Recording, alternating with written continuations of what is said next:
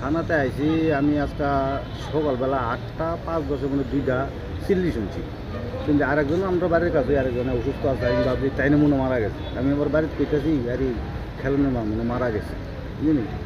এই এরপরে তার কোনো সারা শব্দ নেই। চিন্তা করতেছি খিটিছে ঘটনা। এমন সময় আমার পাশের বাড়ির একজনের লোকে আমার কইতেছে বাড়ি হিডা না তো এই জীবনদার শালা মারা গেছে। জীবনদার শালা মারা গেছে। আমি কইতেছি হ্যাঁ ফ্যানটা পড়তো জানে না, সাড়ের বোতন একটা লাগাই রাখি আমারটা লাগাই রাখি আনো ফ্যান কই আবার এক হাতে দুইটা আডে হে ফাঁসির মরবো কিতা বলবি। হ্যাঁ কি করে জানে যে এটা ফাঁসি কেমনে দমলে কি আসে হয়েছে, হ্যাঁ কেমনে বুঝলো না কি আর মাই রিটে রাখছে এমন একটা মনোভাব আর কি সবাই কইতাছে। কারণ হ্যাঁ মানে একটু সংসার ধর্ম তো করছে না, একটু বেকুব টাইপের আর কি, বুঝে না কিছু। এই বছর তারা যে এইবার মারা গেল মা, এই খবরটা তো আমি আর জানি না কীতে হয়েছে।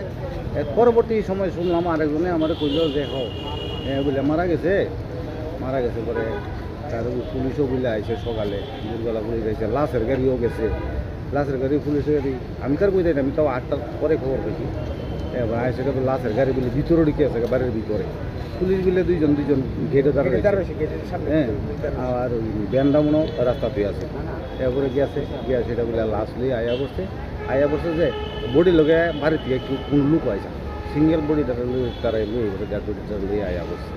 এরপরে কইছে পোস্টমর্টম করবো, আপনার মালিকের মনে কইছে বলে 10টার সময় থানা চেয়ে দেখা হবে, এই কথা কইছে। তুই এলাকাতে ওই ছেলেটা কত বছর ধরে থাকে এমনিতে? এটা ওই আছে তো অনেকদিন দিকে অনেকদিন। কার বাড়িতে থাকে? জীবন আছে তার হের কি বয়স কত যে মারা গেছে? এর বয়স মানে 30-35 নাম 30-32 মনি। নামটা কি? তার নাম হচ্ছে শুভ বিরাট আর কি। জীবন আছে। কোন জায়গায় বাড়ি থাকে এমনিতে? রানী খামার আছে কি করা। তুই মানে কোন মারা গেছে তার বাড়ি আসলে খুয়াই ইয়ানো খায় আর কি। মা মারা গেছে, বইনা একজন মারা গেছে, এই আমি খাই। কি মনে হয় আপনাদের মানে আসলে ঘটনাটা?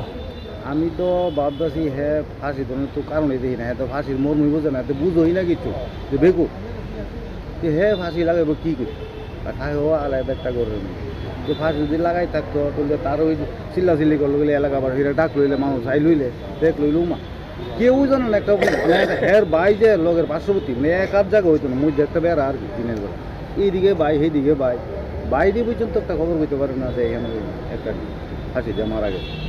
আবার রাত খোয়াইতে আবার ঘুরি লই হয়ে পড়ছে, লাশের গাড়িও গেছে গা, এদিকে কেমন তোর ঘটনা। এমন চিন্তা ভাবনা করতে পারলেন না, সবাই একটা আলোচনা করে আমরা চলো ঘটনাটা এখন কি চান? এখন আমরা থানার কইটাই বুঝতেছি আর কি, দেখি তার আলোচনা করে কি হয়।